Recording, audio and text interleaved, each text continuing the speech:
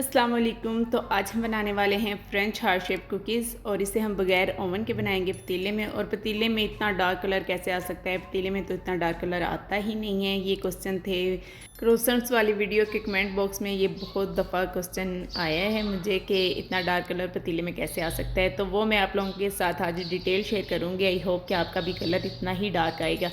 तो यहाँ पे हम पफ पेस्ट्री डो ले लेंगे। डो की रेसिपी मैं पहले आप लोगों के साथ शेयर कर चुकी हूँ, लिंक मैं डिस्क्रिप्शन में दे दूँगी। इसे ना तो बहुत ही पतला बेलना है और ना ही मोटा रखना है, बस इतना आपको नज़र आ रहा है इतना आपने इसको बेल लेना है।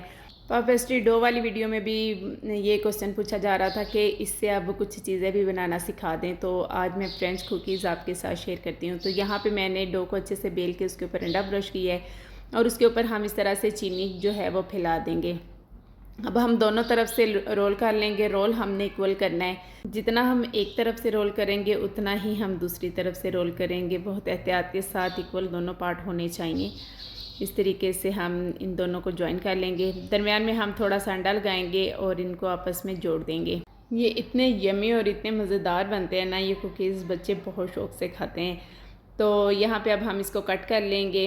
1/2 इंच के डिस्टेंस से आपने कट करना है, ज़्यादा मोटा कट नहीं करना।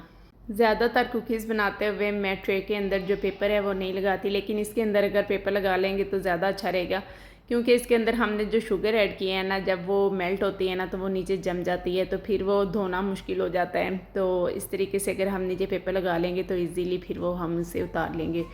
मैंने आप लोगों को पहले भी बताया था कि बिस्किट बनाते हुए या क्रोसेंट्स या कोई भी चीज़ बनाते हुए मैं अंडा ब्रश करती हूँ। जब आप अंडे की लेयर ऊपर लगा देते हैं तो ऑटोमेटिकली आपकी जो है कुकीज़ हों या क्रोसेंट्स हों या कुछ भी आप बेक करते हैं ना, तो कलर बहुत अच्छा उसके ऊपर आ जाता है।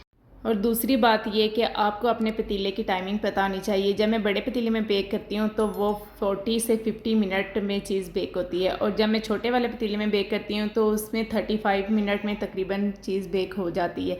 मतलब टाइमिंग दोनों पतीलों में अलग है, और छोटे पतीले में कलर भी बहुत जल्दी आ जाता है और बड़े वाले पतीले में कलर भी थोड़ा सा लेट आता है। अब आपको ये पता होना चाहिए आप कुछ भी बेक कर रहे हैं तो कितना टाइम ले रहा है पतीला आपका, और आपने उतने टाइम के बाद ही उसे ओपन करके देखना है। अगर आप बीच बीच से चेक करते जाएंगे तो जो ऊपर वाली उसकी हीट है वो बाहर निकल जाती है और ऊपर से फिर कलर आना मुमकिन नहीं होता।